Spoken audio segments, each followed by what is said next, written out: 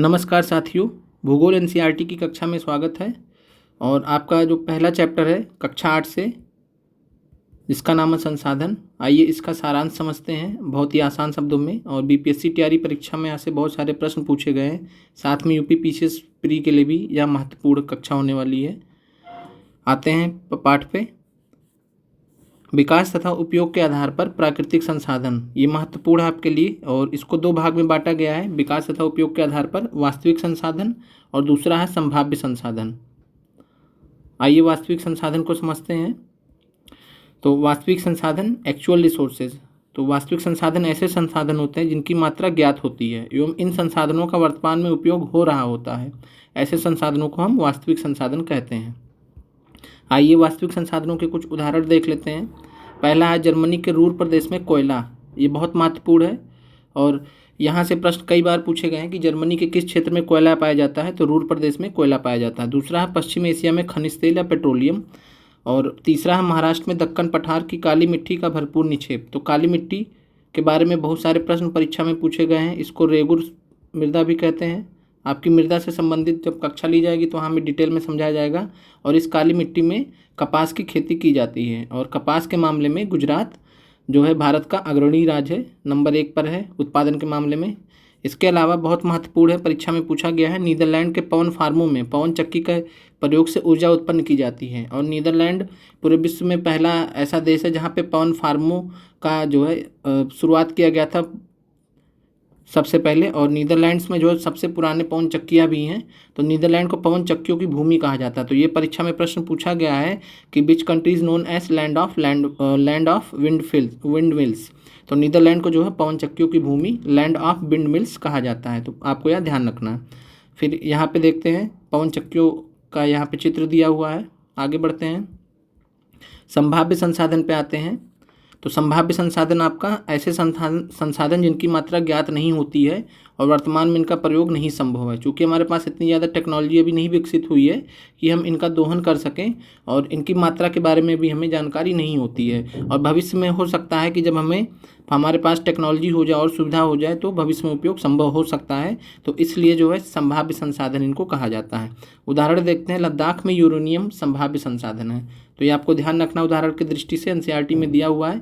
लद्दाख में जो यूरेनियम है उसका इस्तेमाल अभी नहीं हो रहा है, उसके बारे में जानकारी भी नहीं है कि कितनी मात्रा में है, तो वो भविष्य में संभव हो सकता है। फिर आते हैं भंडार के आधार पर प्राकृतिक संसाधन, बहुत महत्वपूर्ण है, सबसे ज़्यादा परीक्षा में प्रश्न यहीं से पूछे गए हैं। तो नवीकरणीय संसाधन और अनवीकरणीय संसाधनों में बांटा जाता है भंडार के आधार पर प्राकृतिक संसाधनों को। आइए समझते हैं नवीकरणीय संसाधनों को। तो ऐसे संसाधन जो शीघ्रता से नवीकृत रिन्यू हो जाते हैं अथवा पुनः पूरित हो जाते हैं, तो ऐसे संसाधनों को हम क्या कहते हैं, नवीकरणीय संसाधन। यानी जो जल्दी से या शीघ्रता से नवीकृत हो जाते हैं या पुनः पूरित हो जाते हैं। और यहाँ पे हमारे पास असीमित नवीकरणीय संसाधन है, यानी ऐसे नवीकरणीय संसाधन जो खत्म नहीं होने वाले हैं, जैसे कि सौर ऊर्जा है, पवन ऊर्जा है, और साथ में जल भी हमारा जो है असीमित नवीकरणीय संसाधन है। तो यहाँ पे आपको सौर ऊर्जा, पवन ऊर्जा ध्यान रखना है। फिर है जल, मृदा तथा वन, ऐसे संसाधन हैं जिनका असंगत उपयोग इनके भंडार को प्रभावित कर सकता है। यानी अगर हम इनका उचित समुचित प्रयोग नहीं करेंगे तो ये जो है सीमित नवीकरणीय संसाधन में कन्वर्ट हो सकते हैं। तो यहाँ पे ध्यान रखना। बाकी प्रश्न आएगा कि जल कैसा संसाधन है, तो जल जो है असीमित नवीकरणीय संसाधन माना गया है एनसीईआरटी बुक में। फिर है अनवीकरणीय संसाधन। अनवीकरणीय संसाधन कौन से होते हैं, नॉन रिन्यूएबल रिसोर्सेज, यानी जिनके भंडार सीमित होते हैं। एक बार भंडार के समाप्त हो जाने के बाद उनके नवीकृत होने में हजारों वर्ष लग जाते हैं। तो ऐसे संसाधनों को अनवीकरणीय संसाधन कहते हैं। एक बार मैं फिर से समझा दे रहा हूँ। तो अनवीकरणीय संसाधन ऐसे संसाधन होते हैं जिनके भंडार सीमित होते हैं, यानी एक बार भंडार खत्म हो गया तो उसके बाद उसको नवीकृत होने में कई हजार वर्ष लग जाते हैं। उदाहरण के तौर पे कोयला, पेट्रोलियम और प्राकृतिक गैस, कोल, पेट्रोलियम और नेचुरल गैस, ये आपके अनवीकरणीय संसाधनों के उदाहरण हैं। आगे बढ़ते हैं, सतत पोषणीय विकास बहुत महत्वपूर्ण है, सस्टेनेबल डेवलपमेंट। परीक्षा में अनगिनत बार यहाँ से प्रश्न पूछा गया है और इससे संबंधित जो आपको मैं अलग से यहाँ पे तथ्य बता दे रहा हूँ, बहुत ही महत्वपूर्ण है, बहुत बार पूछा गया है। पर्यावरण तथा विकास पर विश्व आयोग का गठन किया गया था 1983 में। ये विश्व स्तरीय आयोग था, world commission on environment and development, और इसको हिंदी में बोला जाता है पर्यावरण तथा विकास पर विश्व आयोग, world commission on environment and development, इसके अंतर्गत ब्रंटलैंड आयोग की रिपोर्ट बहुत महत्वपूर्ण है। 1987 में जो है ये रिपोर्ट छपी थी। और ब्रंटलैंड आयोग की रिपोर्ट, ब्रंटलैंड कमीशन रिपोर्ट 1987, इसी ने जो है पहली बार सतत विकास और सतत पोषले विकास की अवधारणा दी थी। तो सस्टेनेबल डेवलपमेंट का कॉन्सेप्ट किसने दिया था? ब्रंटलैंड आयोग की रिपोर्ट 1987 द्वारा जो है सबसे पहली बार सतत विकास और सतत पोषले विकास की अवधारणा दी गई थी विश्व को। तो ये आपको ध्यान रखना, परीक्षा में अनगिनत बार प्रश्न यहाँ से पूछा गया। इसके अलावा सतत पोषले विकास की परिभाषा भी परीक्षा में कई बार पूछा गया है। तो आइए देखते हैं क्या होता है। संसाधनों का उपयोग करने की आवश्यकता और भविष्य के लिए उनके संरक्षण में संतुलन बनाए रखना ही सतत पोषणीय विकास है। तो आपको ये चीज़ समझना है कि अगर हमारे पास संसाधन है तो हम अपने लिए तो इस्तेमाल करें ही, लेकिन जितनी हमारी आवश्यकता हो उस हिसाब से, और साथ में अपने हम जो भविष्य में आने वाली पीढ़ियां हैं उनके लिए भी हम उसको बचा के रखें। या फिर संसाधनों का सावधानीपूर्वक उपयोग, ताकि न केवल वर्तमान पीढ़ी की अपितु भावी पीढ़ियों की भी आवश्यकताएं पूरी होती रहे। तो आपको यहाँ पर समझना है। और ये इंटरजनरेशनल इक्विटी पे आधारित रहता है, यानी जो एक से दूसरे जनरेशन में हम जा रहे हैं तो सबको इस्तेमाल करने का मौका मिले संसाधनों का, नहीं आगे चल के जैसे अभी हम जल संसाधन इस्तेमाल कर रहे हैं, इतना हम जो है अनुचित प्रयोग करें कि आने वाली पीढ़ियों के लिए वो उपलब्ध ही ना हो, तो ये जो है सतत पोषले विकास के विरुद्ध है। तो इसलिए हमें सतत पोषले विकास को आगे लेके चलना पड़ेगा। फिर है अगला चैप्टर आपका भूमि, मृदा, जल, प्राकृतिक वनस्पति और वन जीव संसाधन। बहुत महत्वपूर्ण चैप्टर है और यहाँ से प्रश्न बहुत पूछे गए हैं। आपने प्रीवियस ईयर क्वेश्चंस में भी देख लिया होगा और वो सारे क्वेश्चंस आपको यहाँ पे मिलने वाले हैं।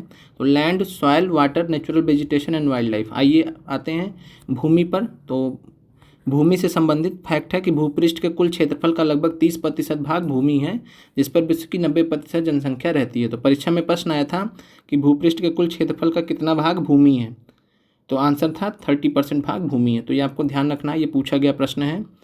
फिर आते हैं मृदा के बारे में जानते हैं, सॉइल के बारे में जानते हैं, मिट्टी के बारे में जानते हैं। तो पृथ्वी के पृष्ठ पर दानेदार कणों के आवरण की पतली परत को मृदा कहते हैं। तो आपको ध्यान रखना है कि पृथ्वी के पृष्ठ पे दानेदार जो कण होते हैं उनका जो आवरण होता है, उसका पतला परत होता है, उसी को मृदा कहते हैं।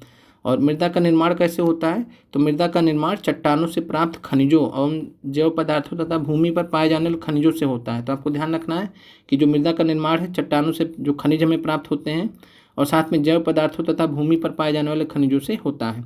यह अपक्षय की प्रक्रिया के माध्यम से बनती है। तो मृदा का निर्माण कैसे होता है? वेदरिंग या अपक्षय की प्रक्रिया के माध्यम से। तो यह भी प्रश्न पूछा गया कि किस प्रक्रिया के माध्यम से मृदा का निर्माण होता है? तो अपक्षय प्रक्रिया। आइए मृदा के बारे में समझते हैं। और मृदा का यहाँ पे सॉइल प्रोफाइल बताया गया है, मृदा परिच्छेदिका, सॉइल प्रोफाइल। यहाँ से भी प्रश्न पूछे गए परीक्षा में। और यहाँ पे जो है मृदा का जो सबसे ऊपरी परत होता है उसको बोलते हैं टॉप सॉइल। यहाँ पे मैं लिख दे रहा हूँ टॉप सॉइल। और उसके बाद मृदा का टॉप सॉइल से जो नीचे का ऊपरी मृदा से नीचे की जो मृदा होती है उसको बोलते हैं सब सॉइल, जिसको उपमृदा बोलते हैं। ऊपरी मृदा, साथ में उपमृदा।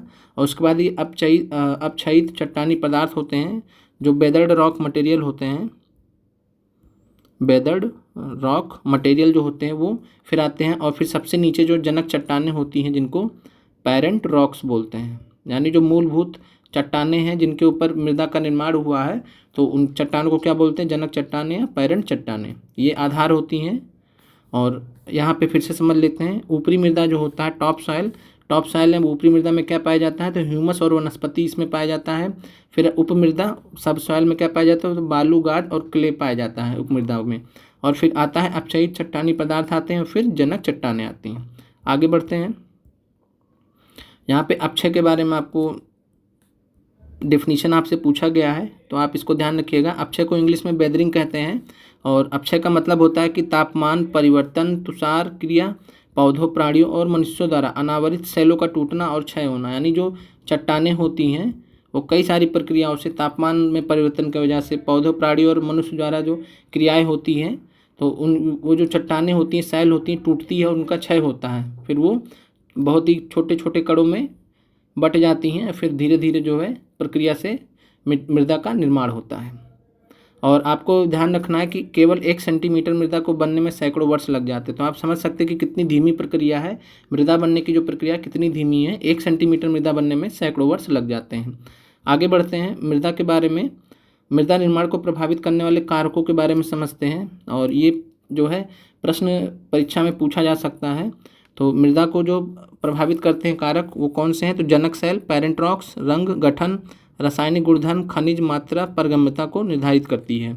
फिर है जलवायु, तापमान, वर्षा, अपक्षय और ह्यूमस निर्माण की दर को प्रभावित करते हैं। तो आपको ध्यान रखना कि जलवायु, तापमान, वर्षा, अपक्षय और ह्यूमस निर्माण की दर को प्रभावित करते हैं, यानी मृदा का निर्माण कैसे होगा उसको प्रभावित करते हैं।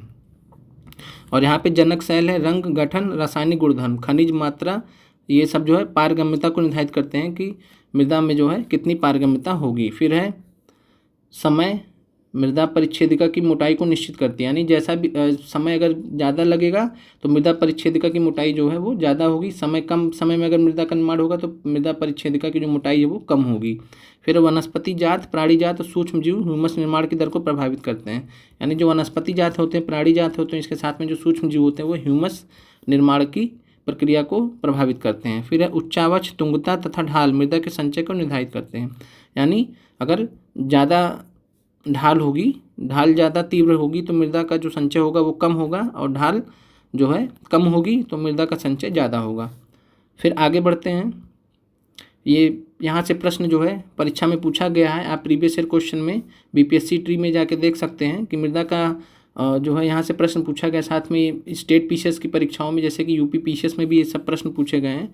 तो मृदा का निम्नीकरण, जिसको डिग्रेडेशन ऑफ सॉइल बोलते हैं, यानी मृदा का जो क्षय होता रहता है समय के साथ में, और जिसके वजह से कई सारे जो है समस्याएं भी उत्पन्न हो जाती हैं हमारे लिए। तो मृदा के निम्नीकरण में सहायक कारक कौन से हैं? तो ये भी प्रश्न पूछा गया है।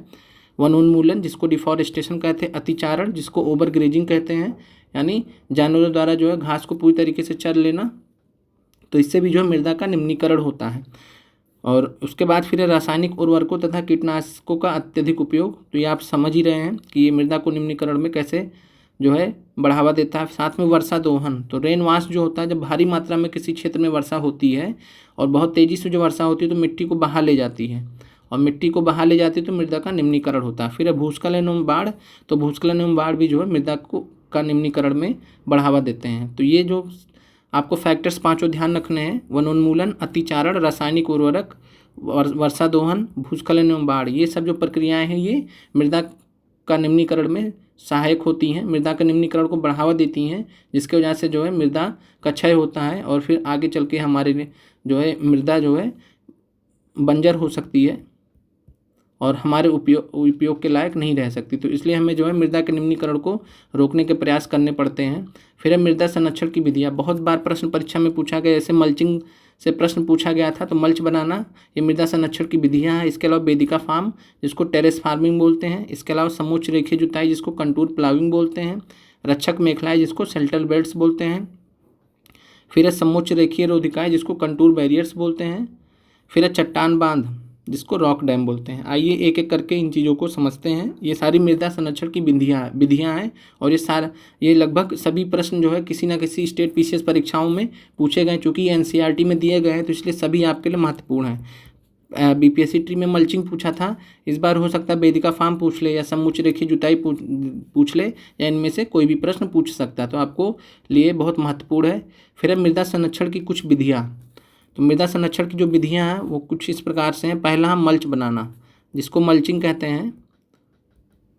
और यहाँ से प्रश्न पूछा गया था, तो मल्चिंग क्या होता है? तो पौधों के बीच में अनावरित भूमि जैव पदार्थ जैसे प्रवाल, जिसको स्ट्रॉ बोलते हैं इंग्लिश में, प्रवाल से ढक दी जाती है, इससे मृदा की आर्द्रता रुकी रहती है। तो क्या किया जाता है कि पौधों के बीच में जो अनावरित भूमि होती है उसको जैव पदार्थों से, स्ट्रॉ, पत्तियों से, पत्तियाँ, भूसे, इन सब से जो है ढक दिया जाता है, और इससे जो मृदा की जो आर्द्रता रहती है वो रुकी रहती है। इसलिए जो है मृदा जो मृदा होती है वो सूखती नहीं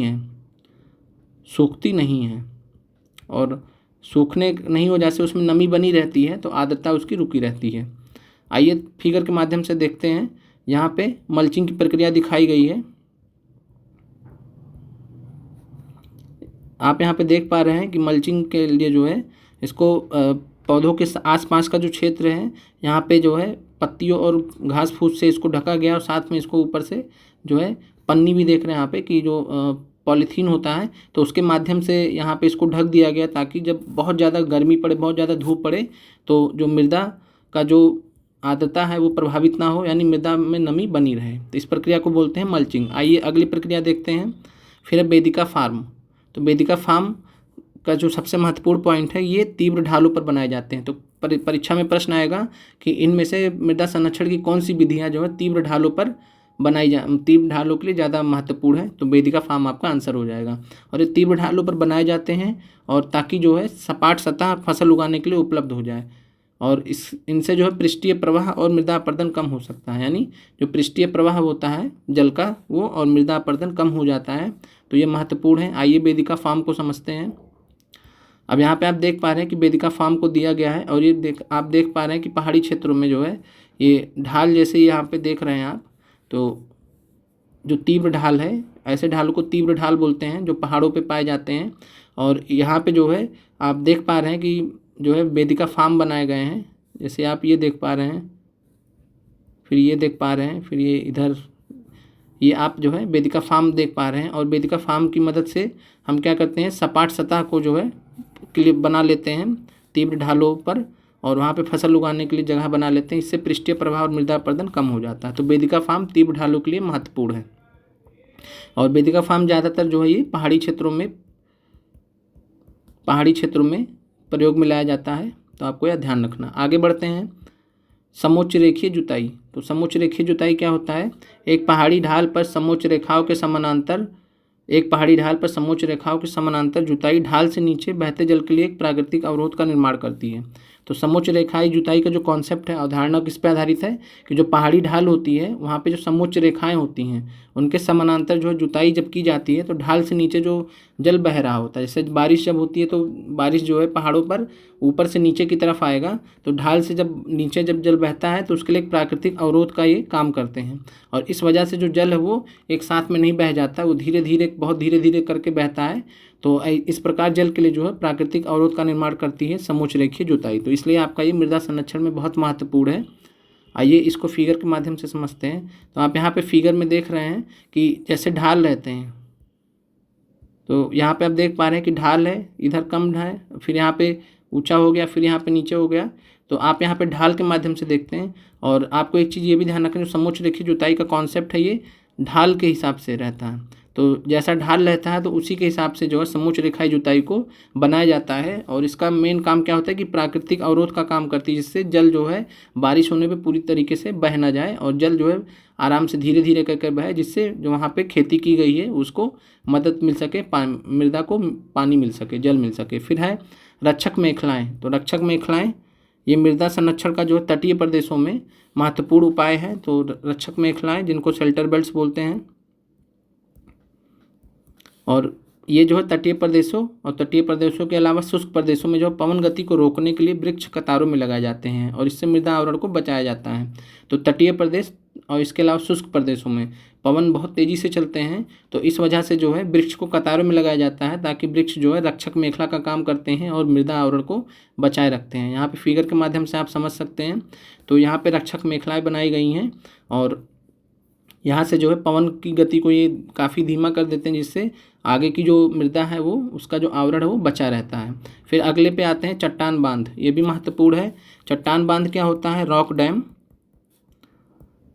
या जल के प्रवाह को कम करने के लिए बनाए जाते हैं या नालियों की रक्षा करते हैं। नालियों मतलब जो गली का कॉन्सेप्ट है जिसको अवनलिका भी कहते हैं, अवनलिका, और मृदा क्षति को रोकते हैं। तो ये जल के प्रवाह को कम करने के लिए बनाए जाते हैं चट्टान बांध। और ये नालियों की रक्षा करते हैं। कई बार क्या होता है कि नदियों द्वारा जो है, जैसे चंबल नदी है, चंबल नदी जो है अवनलिका प्रदन में जो है काफ़ी ज़्यादा चर्चा में रहती है, तो उसके बारे में हम आगे की कक्षाओं में जानेंगे। और यहाँ पे जो है यहाँ अवनलिका जो होती हैं, अवनलिका जब बढ़ जाता है तो उसको ये कम करते हैं। तो चट्टान बांध होते हैं ये नालियों की रक्षा करते हैं, उनको और ज़्यादा बढ़ने नहीं देते हैं मृदा अपर्दन की वजह से, और ये मृदा क्षति को रोकते हैं। तो ये जल के प्रवाह को कम करते हैं और साथ में नालियों की या अवनलिका की रक्षा करते हैं और मृदा क्षति को रोकते हैं। आइए फिगर के माध्यम से समझते हैं। तो आप यहाँ पे देख पा रहे हैं कि ये गली फ्लोर है। यहाँ पे देख पा रहे हैं कि ये जो क्षेत्र है यहाँ पे जो है गली इरोजन हुआ है, गली इरोजन हुआ है, जिसको अवनलिका अपर्दन कहते हैं, अवनलिका अपर्दन कहते हैं। और यहाँ पे नालियों शब्द का प्रयोग किया गया, तो अवनलिका अपर्दन है, मैं नीचे लिख दे रहा हूँ, अवनलिका अपर्दन। यहाँ पे आप जो देख पा रहे हैं ये है अवनलिका अपर्दन। यहाँ पे पूरी मिट्टी खसक गई है और साथ में जो है, तो इस प्रक्रिया को क्या बोलते हैं, अवनलिका अपर्दन। और चंबल अवनलिका अपर्दन के लिए फेमस है भारत में। और यहाँ पे जो है रॉक डैम का निर्माण किया गया है और पीछे आप वृक्षों को देख पा रहे हैं। तो जो रॉक डैम है ये रॉक डैम है और इन रॉक डैम चट्टान बांधों की मदद से हम मृदा का संरक्षण कहते हैं। ये इन जो अवनलिकाएँ हैं इसको ये बढ़ने नहीं देते हैं, तो इस प्रकार ये मृदा संरक्षण में सहायक हैं। आगे बढ़ते हैं, जल पर आते हैं। तो जल जो है एक महत्वपूर्ण नवीकरणीय प्राकृतिक संसाधन है और भूपृष्ठ का जो 3/4 भाग है वह जल से ढका हुआ है, इसलिए पृथ्वी को हम जल ग्रह भी कहते हैं। आगे समझते हैं, पृथ्वी पर लगभग 71% जल पाया जाता है और इस 71% जल का जो 97.3% है, 97.3% है वो लवणीय जल है, यानी सलाइन वाटर है, जो महासागरों में पाया जाता है। तो जो महासागरों में जल पाया जाता है वो जो है सलाइन होता है, लवणीय जल होता है, जिसमें नमकीन पानी होता है या खारा पानी होता है, वो हमारे पीने योग्य नहीं होता है। तो आप समझ सकते हैं कि पृथ्वी में 71% जल पाया जाता है और उसका 97.3% जो जल है वो खारा पानी है, जो हम इस्तेमाल नहीं कर सकते। इसके अलावा जो बचा हुआ 2.7% है, लगभग 3% कह सकते हैं, या 2.7% जल है, वह आपका जो लवण जल है या फ्रेश वाटर है, ताज़ा पानी है। तो जो हमारे पास पीने योग्य पानी है, पीने योग्य पानी की जो मात्रा है वो हमारे पास कितनी है, वो 2.7% है। और इस प्रकार आप देख सकते हैं कि जल का संरक्षण हमारे पृथ्वी के लिए कितना महत्वपूर्ण है। और इसके अलावा ये जो 2.7% है उसमें भी जो हम कितना पी सकते हैं, तो ये भी इस्तेमाल कर सकते हैं, तो ये भी समझते हैं। तो पृथ्वी पे जो ताज़ा पानी है उसकी मात्रा 2.7% हमने ऊपर देख ली है। और इसका आपको जान के बहुत हैरानी होगी कि जो इसका 2.7% का जो अगर हम बात करें तो लगभग 70% जो है ये बर्फ़ की चादरों और हिमानियों के रूप में आइस सीट ग्लेशियर्स जैसे कि अंटार्कटिक, ग्रीनलैंड पर्वतीय प्रदेशों में पाया जाता है। और चूँकि जो ग्लेशियर्स होते हैं, हिमनद होते हैं, बर्फ़ की चादरें होती हैं, इनको हम इन जल का हम इस्तेमाल नहीं कर सकते चूँकि ये बर्फ़ के रूप में है और ये अपनी स्थिति के कारण बहुत दुर्गम स्थानों पर स्थित भी हैं, तो हमारी पहुंच से बाहर है, तो हम इनका इस्तेमाल नहीं कर सकते हैं। और आप देख पा रहे हैं कि जो 2.7 का जो मैक्सिमम भाग है वो इस यहाँ पे है, बर्फ़ की चादर और हिमानियों के रूप में स्थित है, जिसको हम इस्तेमाल नहीं कर सकते। और केवल 1% जो है हम यहाँ पे 2.7 का केवल 1% जो पानी है वो ताज़े पानी के रूप में उपलब्ध है और यह मानव उपभोग के लिए उपयुक्त है। और यहाँ पे जो 1% जल होता है ये भौम जल के रूप में, जिसको आप अंडरग्राउंड वाटर बोलते हैं, नदियों और झीलों में पृष्ठीय जल के रूप में तथा वायुमंडल में जलवाष्प के रूप में पाया जाता है। तो आप समझ सकते हैं कि जो जल का संरक्षण कितना आवश्यक है और जो जल की मात्रा है, जो पीने योग्य जल की मात्रा है वो जो पूरे जल की मात्रा उसके मुकाबले कितनी कम है। और फिर है महासागर पृथ्वी की सतह के 2/3 भाग को ढके हुए हैं। तो ये आप फैक्ट जानते हैं कि जो महासागर है पृथ्वी पर वो पृथ्वी के 2/3 सतह को ढके हुए हैं। और 1975 में जो मानव उपयोग के लिए जल की खपत थी वो 3850 घन क्यूबिक मीटर प्रति वर्ष थी। और यहाँ 2000 में बढ़ के, ये परीक्षा में प्रश्न पूछा गया है, तो 2000 में बढ़ के 6000 घन क्यूबिक मीटर वर्ष हो गई थी। तो आपको यह ध्यान रखना है। आगे बढ़ते हैं, जल चक्र के बारे में समझते हैं। तो जल चक्र क्या होता है, जल वाष्पीकरण, वर्षण यानी बारिश तथा वहाँ की प्रक्रियाओं द्वारा महासागरों, वायु, भूमि तथा पुनः महासागरों में चक्र द्वारा निरंतर गतिशील रहता है और इसी प्रक्रिया को हम जल चक्र कहते हैं। तो जल चक्र आप सभी जानते हैं। आगे बढ़ते हैं, यहाँ पे आपको ध्यान रखना है कि वन और अन्य जो वनस्पति आवरण होते हैं वो धरातलीय प्रवाह को मंद करते हैं तथा भूमिगत जल को पुनः पूरित करते हैं, यानी वन और जो वनस्पति संसाधन होते हैं वो भूमिगत जल को बनाए रखते हैं। फिर है स्प्रिंकलर विधि। स्प्रिंकलर विधि के बारे में समझते हैं। ये आधुनिक सिंचाई पद्धति के अंतर्गत आता है और स्प्रिंकलर सिस्टम या स्प्रिंकलर विधि का हम प्रयोग कहाँ करते हैं, तो ऐसे क्षेत्रों में जहाँ पे रिसाव तथा वाष्पीकरण से जो होने वाली जल क्षति है उसको रोका जा सके। और रिसाव तथा वाष्पीकरण से होने वाली जल क्षति को रोकने के लिए हम क्षेत्र में जो है स्प्रिंकलर की सिंचाई करते हैं और वहाँ से ये काफ़ी प्रभावी विधि होती है। तो ऐसे क्षेत्रों में जहाँ पे रिसाव वाष्पीकरण हो रखा हो तो वहाँ पे स्प्रिंकलर विधि का प्रयोग करते हैं और ये आधुनिक सिंचाई पद्धति है। और फिर यहाँ पे स्प्रिंकलर विधि का आप देख सकते हैं, चित्र दिया गया है। और इसके अलावा आपको जो है कमेंट के माध्यम से लिखना है कि जो ट्रेडिशनल परंपरागत सिंचाई के जो 4 प्रकार हैं जो आपके एनसीईआरटी बुक में दिए भी गए हैं, अब मैं नहीं बताऊंगा किस बुक में दिए गए हैं। तो परंपरागत सिंचाई के 4 जो नाम हैं, आपके 4 विधियां हैं, तो ये 4 नाम आपको कमेंट के माध्यम से बताने हैं। फिर है ट्रिप अथवा टपकन विधि। तो ट्रिप अथवा टपकन विधि ये भी आधुनिक सिंचाई पद्धति है और जो परंपरागत सिंचाई पद्धति है जो गाँव में इस्तेमाल होता है उसको आपको कमेंट के माध्यम से बताना है। तो ड्रिप अथवा टपकन विधि, ड्रिप इरिगेशन, ये भी आधुनिक सिंचाई पद्धति है और ये वाष्पीकरण की अधिक दर वाले शुष्क प्रदेशों में सिंचाई का जो है सिंचाई के लिए उपयोग किया जाता है। तो आपको ध्यान रखना है कि जहाँ पे वाष्पीकरण अधिक होता है यानी शुष्क प्रदेशों में जो ड्रिप अथवा टपकन विधि है वो महत्वपूर्ण है। यहाँ पे आप देख सकते हैं कि ड्रिप का इस्तेमाल किया गया है, यहाँ पे देख सकते हैं, यहाँ पे देख सकते हैं, फिर आगे ऐसे, तो यहाँ पे जो है ड्रिप का प्रयोग किया गया है। आगे बढ़ते हैं। समोच्च रेखीय रोधिकाएँ, ये पीछे था तो छूट गया था, इसको देख लेते हैं। मृदा संरक्षण की विधियों में से एक है, मृदा संरक्षण विधि में से एक है ये समोच्च रेखीय रोधिकाएँ। तो समोच्च रेखाओं पर रोधिकाएँ बनाने के लिए पत्थरों, घास, मृदा का उपयोग किया जाता है और रोधिकाओं के सामने जल एकत्र करने के लिए खाइयाँ बनाई जाती हैं। तो परीक्षा में प्रश्न पूछा गया है कई जगह पे, तो आपको ध्यान रखना है कि समोच्च रेखीय रोधिकाएँ क्या होती हैं, कंटूर बैरियर्स क्या होते हैं। तो कंटूर बैरियर्स क्या होते हैं, तो समोच्च रेखाओं पर रोधिकाएँ बनाने के लिए पत्थरों, घास और मृदा का हम उपयोग करते हैं और फिर उसके सामने जो रोधिकाएँ जब बन जाती है तो उसके सामने हम जल को एकत्र करने के लिए गड्ढे बना लेते हैं, खाइयाँ बना लेते हैं। तो आइए देखते हैं इसको। अब यहाँ पे देख पा रहे हैं आप कि यहाँ पे ये खाई हो गया, गड्ढा हो गया और सामने ये जो है पत्थर, घास फूस की मदद से यहाँ पे जो है अवरोध बना लिए गए और यहाँ पे सामने खाई बना लिया गया, गड्ढा बना लिया गया। और जब पानी जब पहाड़ी क्षेत्रों में बरसता है तो ऊपर से नीचे की तरफ बहुत तेज़ी से बहता है, तो यहाँ पे बनाने की वजह से क्या होगा कि यहाँ पानी इकट्ठा हो जाएगा, यहाँ पानी इकट्ठा हो जाएगा, यहाँ इकट्ठा हो जाएगा, यहाँ इकट्ठा हो जाएगा। तो इस प्रकार मृदा संरक्षण भी हो जाएगा और एक साथ में बारिश, तीव्र बारिश के वजह से ढाल से जो पानी की वजह से मृदा का बहाव भी नहीं होगा, मृदा अपरदन भी बहुत हद तक कम हो जाएगा। तो ये मृदा संरक्षण की बहुत ही जो है इफेक्टिव विधि है, तो आपका ध्यान रखना है। फिर प्राकृतिक वनस्पति का वितरण।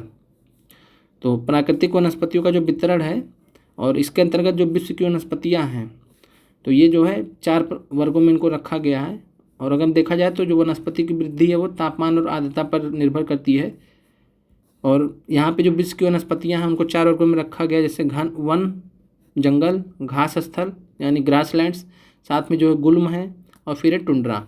फिर भारी वर्षा वाले क्षेत्रों में विशाल वृक्ष उग सकते हैं और इस प्रकार वन प्रचुर जल आपूर्ति वाले क्षेत्रों में पाए जाते हैं जहाँ जैसे जैसे आर्द्रता कम होती है, आगे के लिए बताया गया, तो इसको भी आपको ध्यान नहीं रखना है। तो भारी वर्षा वाले क्षेत्रों में विशाल वृक्ष उग जाते हैं और इस प्रकार वन प्रचुर जल आपूर्ति वाले क्षेत्रों में पाए जाते हैं। कहाँ पे पाया जाता है, तो विषुवतीय वर्षा वन वाले क्षेत्रों में, विषुवतीय वर्षा वन वाले क्षेत्रों में। और इसके अलावा ये कहाँ पे पाए जाते हैं, उष्णकटिबंधीय वर्षा वन में।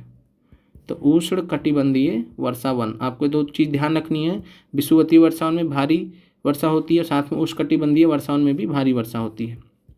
वहाँ पे बड़े बड़े वृक्ष पाए जाते हैं और जैसे जैसे जो आर्द्रता कम हो जाती है, जैसे जैसे हम ऊपर जाते हैं अक्षांशों में, भूमध्य रेखा से ऊपर आ जाते हैं, ऊपर की तरफ जाते हैं ध्रुवों की तरफ, तो वहाँ पे जो आर्द्रता कम होती जाती है और वृक्षों का जो आकार है उनकी सघनता कम होती जाती है। सामान्य वर्षा वाले क्षेत्रों में छोटे आकार वाले वृक्ष और घास उगती हैं, जहाँ पे बहुत कम बारिश हो सकती है, कह सकते हैं सामान्य बारिश होती है, तो वहाँ पे वृक्ष जो है छोटे आकार वाले वृक्ष और घास उगती हैं जिन्हें विश्व के घास स्थलों का निर्माण होता है। तो ग्रासलैंड्स के बारे में हमने देखा भी है और आपको जो है उत्तरी अमेरिका में कमेंट के माध्यम से बताना है। हमने जो है भूगोल की कक्षा में डिस्कस भी किया, उत्तरी अमेरिका, दक्षिण अमेरिका जो है, यहाँ पे आपको घास के मैदानों के नाम बताने हैं कि उत्तरी अमेरिका और दक्षिण अमेरिका में घास के मैदानों को किस नाम से जाना जाता है। और कम वर्षा वाले शुष्क प्रदेशों में कटीली झाड़ियाँ एवं गुल्म उगते हैं। तो आपको ध्यान रखना बहुत महत्वपूर्ण है, यहाँ से परीक्षा में प्रश्न पूछा गया है। जो मरुस्थलीय प्रदेश होते हैं जहाँ पे बहुत कम वर्षा होती है, तो उन शुष्क प्रदेशों में कटीली झाड़ियाँ एवं गुल्म उगते हैं। और इस प्रकार के क्षेत्रों में पौधों की जो जड़ें होती हैं वो गहरी होती हैं, क्योंकि वहाँ पे पानी आसानी से मिलता नहीं है। तो जो पौधों की जड़ें होती हैं वो धरती के अंदर काफ़ी नीचे तक जाती हैं, जहाँ तक उनको जहाँ तक उनको जल न मिल जाए। तो इसलिए जल की तलाश में पौधे की जड़ें बहुत गहरी होती चली जाती हैं।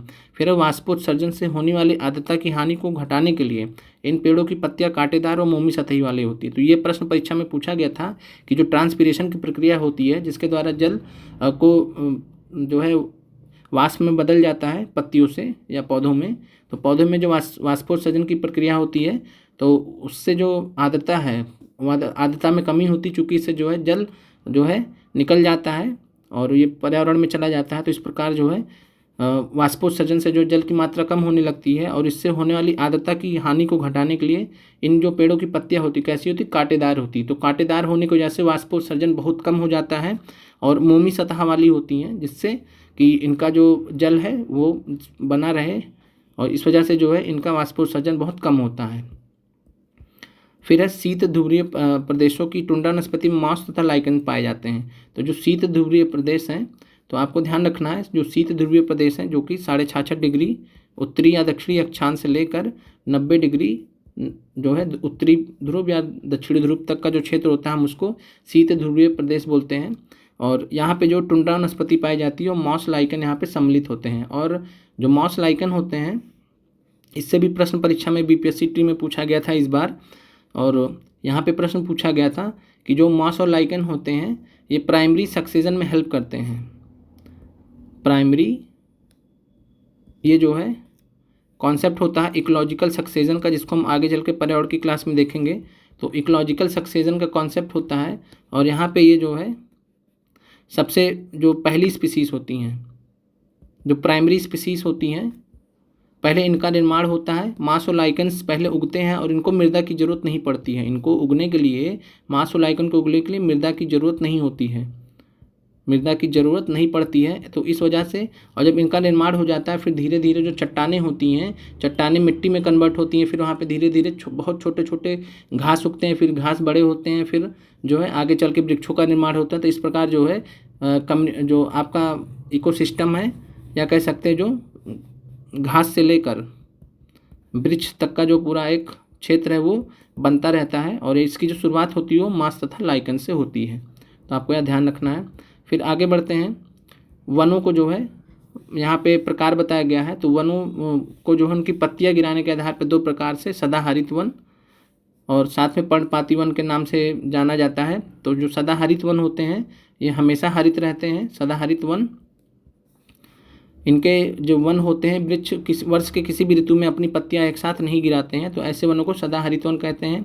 और पर्णपाती वन कैसे होते हैं, जिनके वृक्ष वाष्पोत्सर्जन से होने वाली हानि को रोकने के लिए किसी विशेष ऋतु में अपनी पत्तियां गिरा देते हैं। तो ये महत्वपूर्ण है, और इन दोनों से प्रश्न पूछे गए हैं। तो आपको ध्यान रखना है कि जो पर्णपाती वन होते हैं वो ऐसे वृक्ष होते हैं जो वाष्पोत्सर्जन से होने वाली हानि को, वाष्पोत्सर्जन से जो जल की हानि होती है पौधों को, और वाष्पोत्सर्जन से होने वाली हानि को रोकने के लिए किसी विशेष ऋतु में अपनी पत्तियां गिरा देते हैं। जब पत्तियां ही नहीं रहेंगी तो इनका जो जल जो है वो वाष्पोत्सर्जन के माध्यम से नहीं जाएगा, तो इस वजह से जो है ये एक किसी विशेष ऋतु में अपनी पत्तियां गिरा देते हैं। और ये वन विभिन्न अक्षांशों में इनकी स्थिति के आधार पर उष्णकटिबंधीय, इनको जैसे इनकी स्थिति रहती है ऐसे वन अगर जो है 10 डिग्री से लेकर 23.5 डिग्री नॉर्थ साउथ तक हैं, 10 डिग्री नॉर्थ साउथ से लेकर 23.5 डिग्री नॉर्थ साउथ तक है, तो उनको उष्णकटिबंधीय बोला जाता है, पर्णपाती वन बोला जाता है। और इसके अलावा अगर 23.5 डिग्री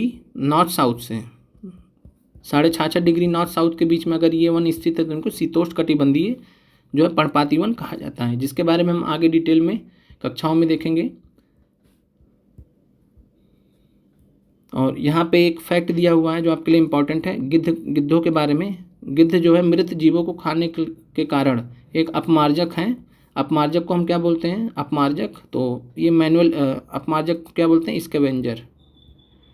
यानी जो मरे हुए जीव जंतु रहते हैं इनको ये खा लेते हैं, ख़त्म करते हैं और इससे जो है पर्यावरण को जो होने वाले नुकसान से बचाते भी हैं और ये पर्यावरण का एक महत्वपूर्ण शोधक समझा जाता है। तो प्रश्न पूछेगा कि इनमें से किनको जो है पर्यावरण का एक महत्वपूर्ण शोधक समझा जाता है, कहा जाता है, या पर्यावरण में कौन अपमार्जक है, स्कैवेंजर है, तो गिद्ध हो जाएंगे। और गिद्ध जो है हमारे जो फूड चेन है, खाद्य श्रृंखला है, और साथ में जो खाद्य जाल है, फूड वेब है, खाद्य जाल और खाद्य श्रृंखला इसमें बहुत महत्वपूर्ण भूमिका अदा करते हैं।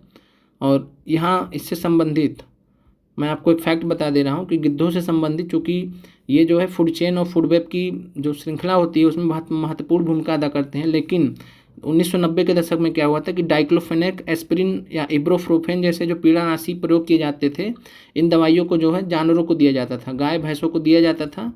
और गाय भैंसों को जब दिया जाता था तो ये तो पचा ले जाते थे, ये ठीक भी हो जाते थे डाइक्लोफेनेक, एस्पिरिन, इब्रोफ्रेन पीड़ानाशी से। लेकिन जब आगे चल के जब ये जानवर मरते थे और जब ये जानवर मर जाते थे तो इनके जो मृत अवशेष उनको कौन खाता था? गिद्ध। और गिद्ध खाने की वजह से गिद्धों को जो है इनके अंदर जो मतलब जो किडनी थी गिद्धों की वो ख़राब होने लगी थी। तो ये जो है जैव आवर्धन का उदाहरण है, जिससे रिलेटेड बीपीएससी में भी प्रश्न पूछा गया है और यूपी पीसीएस में भी पूछा गया कि जैव आवर्धन क्या होता है, तो जिसके बारे में हम डिटेल में आगे देखेंगे। तो जैव आवर्धन में जो है सिंपली आप यही समझिए कि गाय भैंसों ने खाया और फिर आगे चल के जब वो मृत हो गए तो उनके अंदर जो ये टॉक्सिन था, जो ये जहर था, ये और ज़्यादा मल्टीप्लाई हो गया और ज़्यादा शक्तिशाली हो गया। जब गिद्धों ने इन मृत जानवरों को खाया तो जैव आवर्धन की वजह से इनकी किडनी खराब हो गई और ये मर रहे थे।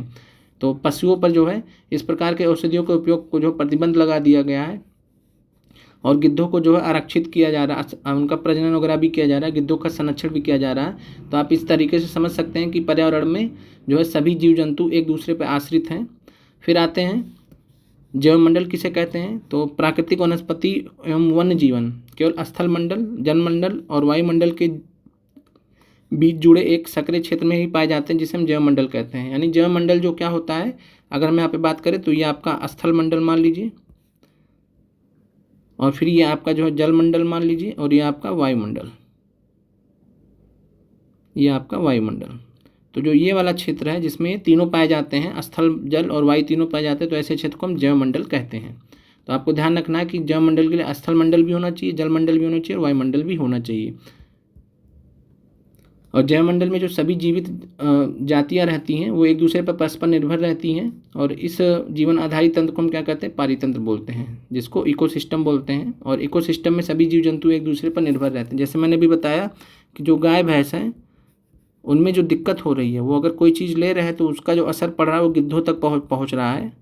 यानी जो ट्रॉपिकल लेवल 2 है, जो ट्रॉपिकल लेवल 2 है, और कह सकते हैं 2 से 5 तक ये असर पड़ रहा है। तो इसका मतलब जो एक से दूसरे स्तर तक जाने में या एक से आखिरी स्तर तक जाने में ये जो है कैसे एक दूसरे पर निर्भर रहते हैं। तो इन चीज़ों को हमको समझना है। और यहाँ पे परीक्षा में आपको जो है एक महत्वपूर्ण संस्थान के बारे में दिया गया है, जो कि इंटरनेशनल ऑर्गेनाइजेशन है, जिसको साइट्स बोलते हैं, CITES।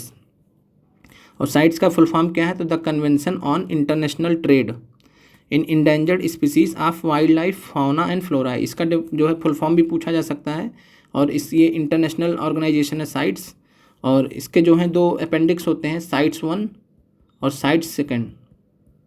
तो ये शेड्यूल होते हैं इसके अंतर्गत, और ये संरक्षण की दृष्टि से किन्हीं जानवरों को साइट 1 में रखा जाता है, किसी जानवरों को साइट 2 में रखा जाता है।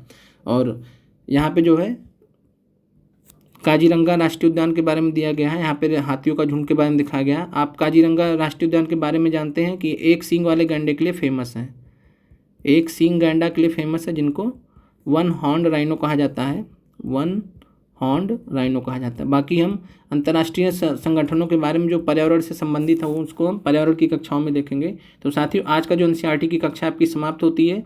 अगली कक्षा में मैं प्रयास करूँगा कि आपका भूगोल कक्षा 8 से जो चैप्टर 3 और 4 है उसको मैं एक साथ सम्मिलित करके आपके लिए वीडियो लाऊंगा, जिससे आपका जो कोर्स है वो जल्दी से समाप्त हो जाए और आप कम समय में ज़्यादा से ज़्यादा मेहनत करके पढ़ाई कर सकें। और परीक्षा में जितने भी प्रश्न पूछे गए मैंने यहाँ पे डिस्कस भी कर लिए हैं, तो आप उसी हिसाब से तैयारी कीजिए और आपको परीक्षा में सफलता अवश्य मिलेगी। तो साथियों, जुड़े रहिए तथा चैनल को शेयर और सब्सक्राइब कीजिए। जय हिंद साथियों।